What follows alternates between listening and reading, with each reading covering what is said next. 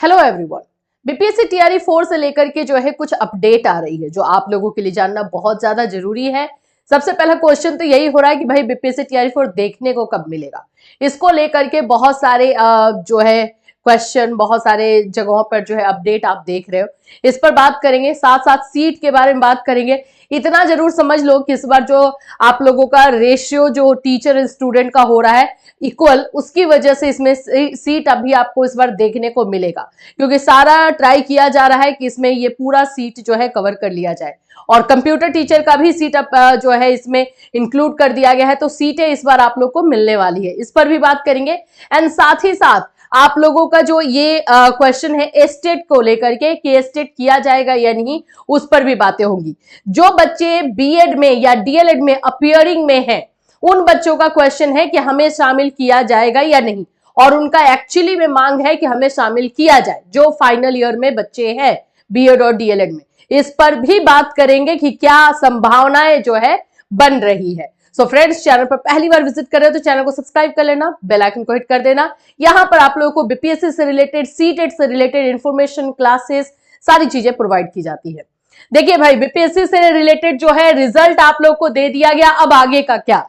क्योंकि जो बीपीएससी के अध्यक्ष थे वो तो यही बोल रहे थे ना कि पहले हमें रिजल्ट आ जाए और उसके बाद हमें पता चलेगा कि कहां कहां पर कौन कितने सीट रह गए हैं, तो हम टीआरई 4 के बारे में सोचेंगे। तो रिजल्ट तो आ गया, रिजल्ट का हाल भी आपने देख लिया।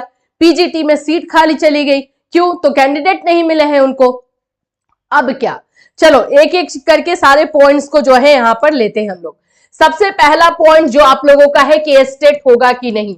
देखो, अभी इस पर कोई भी क्लियरिफिकेशन जो है नहीं दिया जा रहा है, लेकिन आप खुद देखो कि पीजीटी में, टीजीटी में, आप लोग के 9, 10 में, 11, 12 में सीटें खाली रह रही हैं। इसका मतलब कि कहीं ना कहीं कैंडिडेट तो कम हो रहे हैं ना। हाँ ठीक है, क्वालिफाई नहीं कर पाए बच्चे, वो एक अलग मुद्दा है, लेकिन कैंडिडेट फिर भी तो कम हो रहे हैं। और जो नए बच्चे निकले हैं, और आप जैसे कि बता रहे हो कि भाई अब रेशियो इक्वल होने को है, तो जाहिर सी बात है कि ये मौका तो नए बच्चों को भी मिलना चाहिए, क्योंकि 9, 10, 11, 12 में तो बच्चे अप्लाई नहीं कर पाएंगे अगर उनके पास एस्टेट नहीं है। तो एस्टेट का मौका तो उनको दिया जाना चाहिए।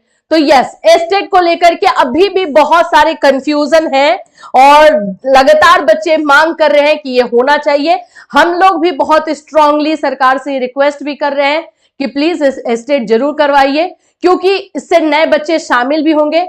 हमारे 9, 10, 11, 12 में नए बच्चे भी मिलेंगे, साथ ही साथ में जो नए स्टूडेंट्स उनको मौका भी मिलेगा। अब नहीं तो इसी तरह से सीटें जो है खाली रह जाएंगी और एक के बाद ऐसा ही चलते रहेगा। तो यस, एस्टेट के लिए अभी के लिए कोई भी क्लैरिफिकेशन नहीं है, बट अगर आप लोग रिक्वेस्ट करोगे, आप लोग जो है अपना वहां पे पॉइंट ऑफ व्यू रखोगे तो करवाया जा सकता है, क्योंकि अभी जो रिजल्ट आया टीआरई 3 के बाद, उसके बाद एस्टेट करवाने का एक स्ट्रॉन्ग पॉइंट जो है मिल गया है, तो इसलिए आपको ये बताया जा रहा है। सेकेंड पॉइंट आप लोगों का ये है कि ये बीपीएससी टीआरई 4 आएगा कब।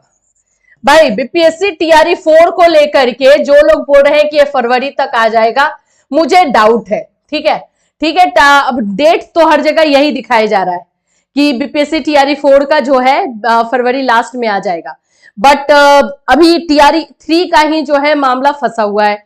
टीआरई 3 को लेकर के ही बहुत सारी चीजें अभी पूरी तरीके से असमंजस में चल रही है, तो फरवरी थोड़ा सा कहना डिफिकल्ट है। हाँ, ये मैं जरूर बोल सकती हूँ कि मार्च से एडवर्टीजमेंट हो सकता है कि आपको देखने को मिल जाए, एडवर्टीजमेंट मार्च में आपको देखने को मिल सकता है, ये उम्मीद हम लगा सकते हैं।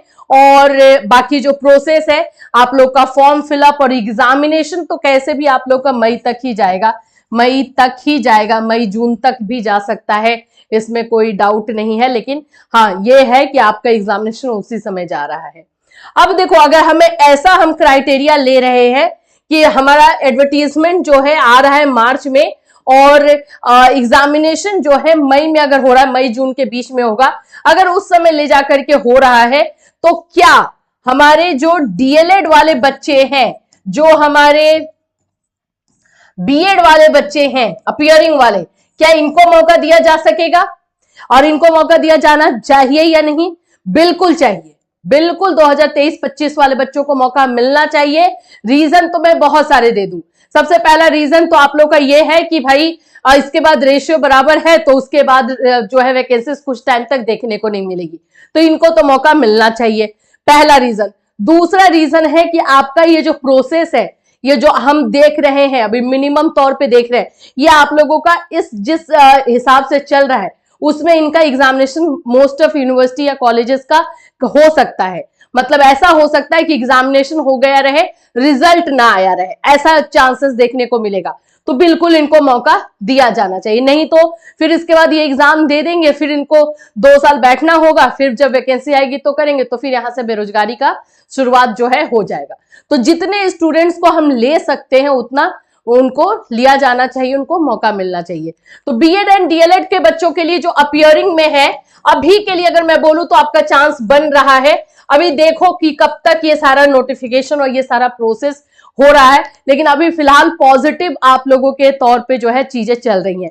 अब गवर्नमेंट पे भी थोड़ा सा प्रेशर बनाने की जरूरत होती है, जो कि अगर आप करोगे तो ज्यादा अच्छे से जो है हो ही पाएगा। चलिए, ये तो हो गया एग्जामिनेशन को लेकर के, वैकेंसी को लेकर के। अब बात करते हैं सीट। भाई कितना सीट आएगा, ये तो एकदम ये चल रहा है दिमाग में कि हाँ सीट होना कितना चाहिए, होगा क्या। देखो, जो कंप्यूटर टीचर की एंट्री जब हो गई है ना, तो सीट आप लोग का 1,70,000 से कम नहीं होने वाला है, ये मैं आपको एकदम इजीली बता सकती हूँ।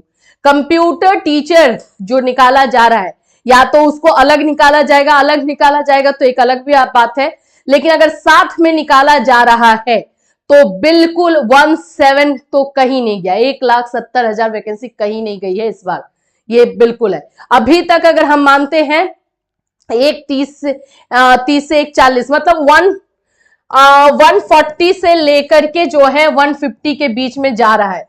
पूरा 150 नहीं है, लेकिन हाँ इसी के बीच में आप लोगों का वैकेंसी जा रहा है, ये वैकेंसी है। इसके अलावा जो हम कंप्यूटर का अगर ऐड कर देते हैं तो आप लोग देख ही सकते हो कि आप लोगों का वैकेंसी इजीली जो है 17 जाएगा, मतलब इजीली।